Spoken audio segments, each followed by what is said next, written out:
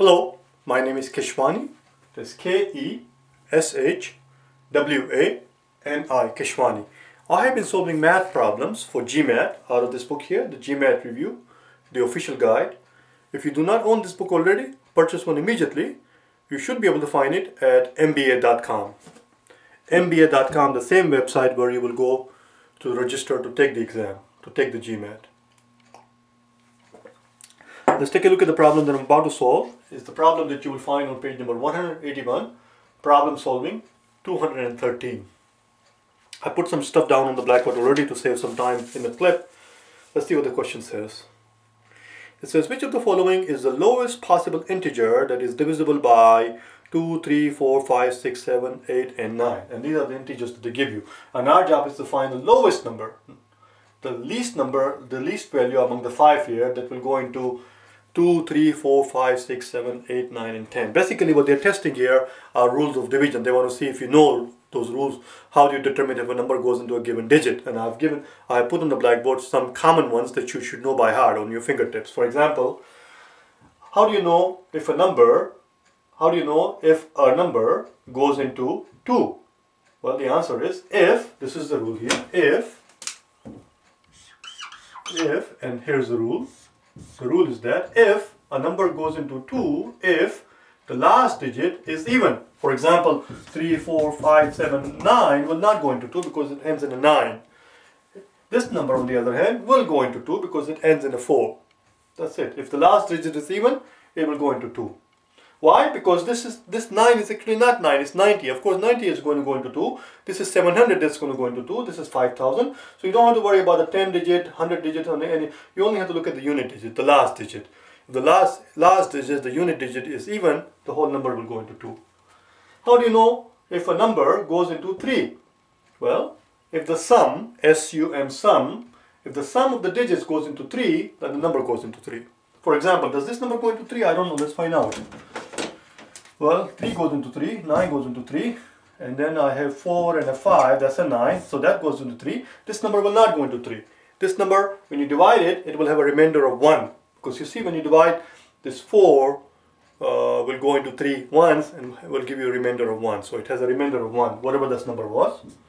345,794, when you divide it by 3, question is, does it go into 3? Not only we can answer that question like that, no, it does not go into 3. Not only that, but I can also tell you what the remainder is going to be. Remainder is going to be 1. That's all. How do you know if a number goes into 4? Well, the rule is that a number will go into 4 if the last 2 digits will go into 4. For example, this number here, the last 2 digits are 94. Does 94 go into 4? I don't think so, because 80 goes into 4, and after that you're going to have 14 left over, and 14 does not go into 4. So this number does not go into 4.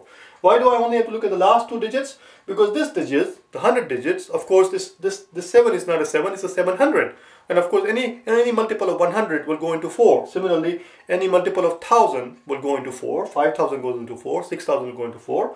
Any multiple of 10,000 will go into 4, and so on and so forth. So the only thing that matters in determining whether or not a number goes into 4, the only thing that plays parts into it are the last 2 digits, the unit digit and the 10 digit. How do you know if a number goes into 5? If it ends in a 0 or a 5. How do you know if a number goes into 10? If the last digit is 0. Let me look at the camera. I think I'm taking too long.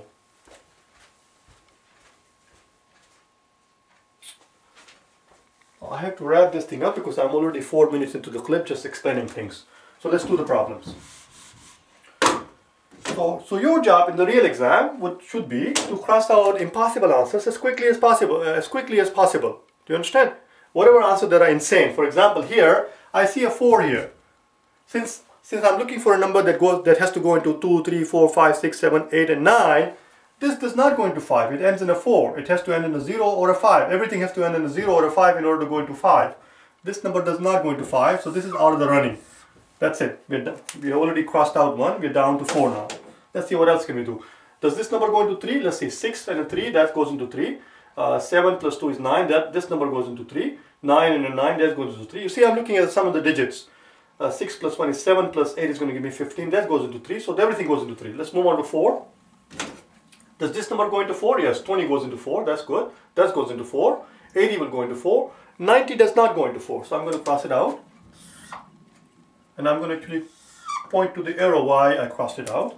Similarly, I'm going to point to the arrow y, I crossed this one out. This one was 5. So I'm going to go down to here. It does not go into 5. So we have done the 5, we have done the 4s, we have done 3, we have done 2. Let's take a look at, so 2, 3, 4, 5. Let's look at 6. Anything that goes into 2 and a 3 will also go into 6. So all of these go into 2 and all of these go into 3. So therefore everything goes into 6. Let's look at 7. 7 is the tricky part. How are we going to figure out 7? Before I worry about the 7, let's talk about if anything that goes into 2 and anything that goes into 4 should also go into 8. So we don't have to worry about 8. Let's look at 9.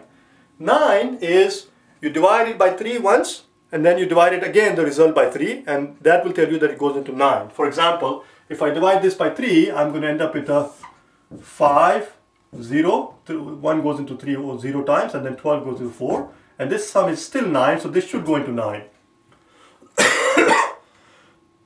When I divide it by 3, I get 25 is 24 is, and then 4, 0. So this sum is still is 12, which goes into 3, so that goes into 9. This goes into 9. When I divide it by 3, I get 5, and 1 goes here. That's 16. Ah, there you go. You see, 5 plus 6 is 11. 11 does not go into 3, so this number does not go into 9. I'm going to cross it out, and I'm going to put down a reason. Does not go into 9. Does not go into 9. So the contest is between which numbers? A and C, I guess. A and C. So I'm going to erase everything else and just look at the A and the C. And since we looked at 2, we looked at 3, we looked at 4. 4 is simply if it goes into 2 and twice, it goes into 4. The last 2 digits. We looked at 5. Anything that goes into 2 and 3 should go into the 6. Anything that's going into 4 and a 2 should go into 8. 10 is the whole end in a 0. So the only thing that's going to determine between the remaining 2 is whether or not they go into 7. Let's take a look at it. Again, let me look at the camera here, how much time I'm taking.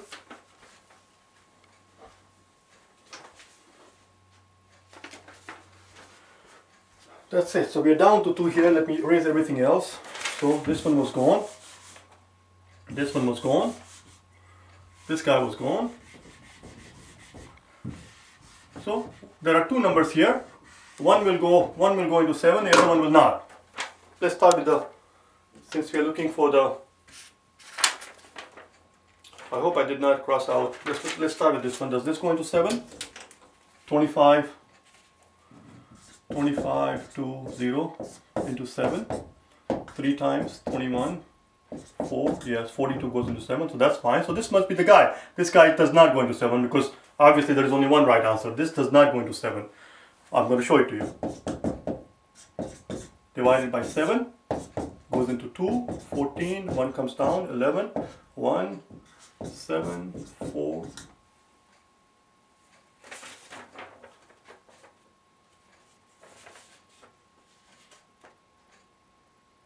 They both go into 7. So what did I do wrong?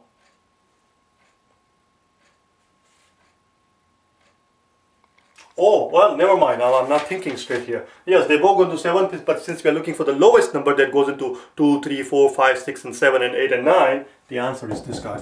Because we're looking for the lowest number. The question was, which of these 4 numbers is the lowest number that goes into all of this thing? The answer is C, because this is a lower number than that one. The answer is C. That's all. That's all it is. Just give me a second.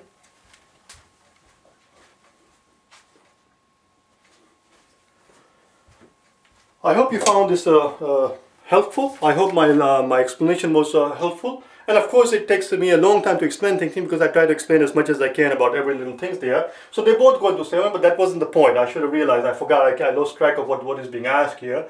We are being asked what is the lowest number that goes into all of these numbers 2, 3, 4, 5, 6, 7, and 8, and 9.